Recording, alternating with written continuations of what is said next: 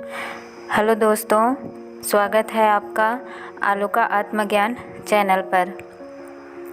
दोस्तों, अधिकतर हम देखते हैं कि जब भी कोई विपरीत परिस्थितियां आती हैं तो हम हमेशा दूसरों पर उंगली उठाते हैं और कहते हैं उनकी वजह से हमारे साथ गलत हुआ, और मन में उनके लिए गुस्सा भर लेते हैं।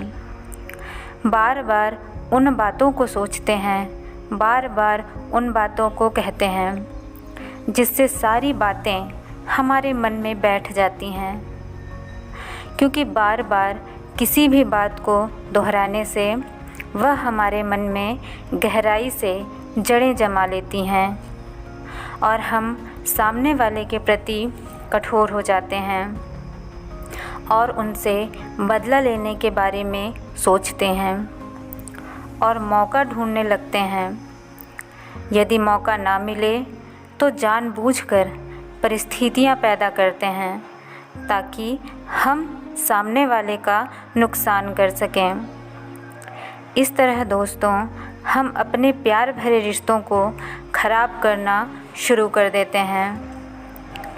यदि शुरू से लेकर अभी तक जो बातें मैंने कही हैं उन्हें देखें तो हम कितने बुरे विचारों वाले इंसान बन चुके हैं और इसका आभास हमें नहीं होता, क्योंकि हम वो हैं जो सिर्फ़ दूसरों की गलतियों पर नज़र रखते हैं, अपनी गलतियों पर नहीं। दोस्तों, किसी भी परिस्थिति के लिए केवल एक व्यक्ति ही जिम्मेदार नहीं होता। उन परिस्थितियों के लिए दो व्यक्ति जिम्मेदार होते हैं, एक सामने वाला और एक हम। जिस तरह ताली कभी भी एक हाथ से नहीं बजती, उसके लिए दोनों हाथ चाहिए, उसी प्रकार किसी भी घटना के लिए दो व्यक्ति जिम्मेदार होते हैं।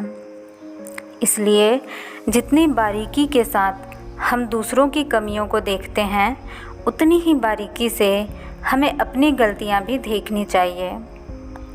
दोस्तों, इन बातों को हम कबीर साहब की दो पंक्तियों से समझ सकते हैं कि बुरा जो देखन मैं चला, बुरा न मिलिया कोई, जो मन खोजा आपना, मुझसे बुरा न कोई।